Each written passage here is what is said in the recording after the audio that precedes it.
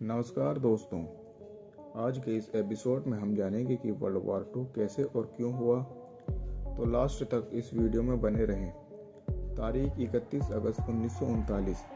कुछ लोग पुलिस की यूनिफॉर्म पहनकर अंधेरे की आड़ में ग्लाइविट्स रेडियो स्टेशन पर कब्जा कर लेते हैं और एक एंटी जर्मन मैसेज छोड़ते हैं। इतिहास में ये इंसिडेंट ग्लाइविट्स के नाम से मशहूर हुआ और इसी की वजह से वर्ल्ड वॉर टू की शुरुआत होती है। ये एक फॉल्स इवेंट था जिसमें उन लोगों ने ये दिखाया कि ये कब्जा पुलिस के द्वारा किया गया था। ये हिटलर का एक प्लान था जिसे हिटलर की सेना ने बखूबी अंजाम दिया था। इसकी आड़ में जर्मन ने पोलैंड पर कब्जा कर लिया। जैसे पोलैंड की सपोर्ट में फ्रांस और ब्रिटेन ने जर्मनी के खिलाफ युद्ध छेड़ दिया और देखते ही देखते इस युद्ध ने ग्लोबल वार की शक्ल ले ली, जिसे आज हम वर्ल्ड वॉर टू के नाम से जानते हैं। वर्ल्ड वॉर टू में लगभग 8 करोड़ लोग मारे गए थे, जिसमें 5 करोड़ आम नागरिक थे और 3 करोड़ सैनिक थे। इस युद्ध में दुनिया 2 ग्रुप में बटी हुई थी।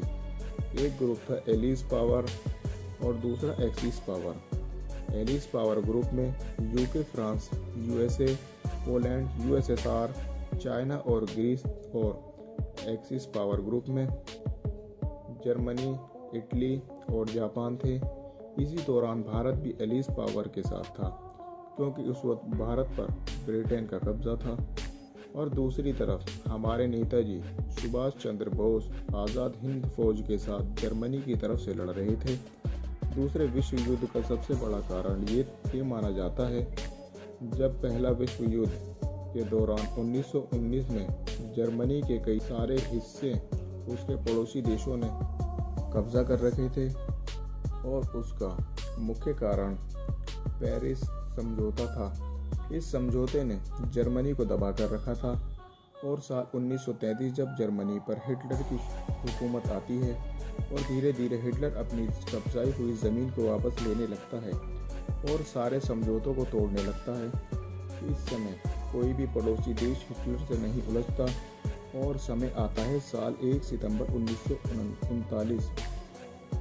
सुबह 4:45 पर जर्मनी ने पोलैंड पर हमला कर दिया और लगभग 1 महीने तक युद्ध चला, जिसके बाद पोलैंड पर जर्मनी का कब्जा हो जाता है।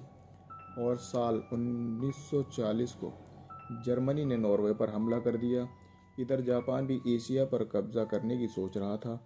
उधर जर्मनी ने नॉर्वे पर कब्जा कर लिया और धीरे धीरे लगभग पूरे यूरोप पर कब्जा कर लिया। और जर्मनी ने फ्रांस पर भी हमला कर दिया, मगर 15 दिन के अंदर ही फ्रांस ने जर्मनी को हरा दिया, जिसके बाद जर्मनी ने ब्रिटेन पर हमला कर दिया। दोनों के बीच एक घमासान युद्ध चला और कई महीनों तक यह युद्ध चला, जिसके बाद हिटलर को सफलता नहीं मिली, जिसकी वजह से युद्ध वहीं रुक गया। और अचानक से हिटलर ने रूस पर हमला कर दिया, मगर रूस की सेना के आगे उसकी एक नहीं चली। इस युद्ध में हिटलर के लाखों सैनिक मारे गए।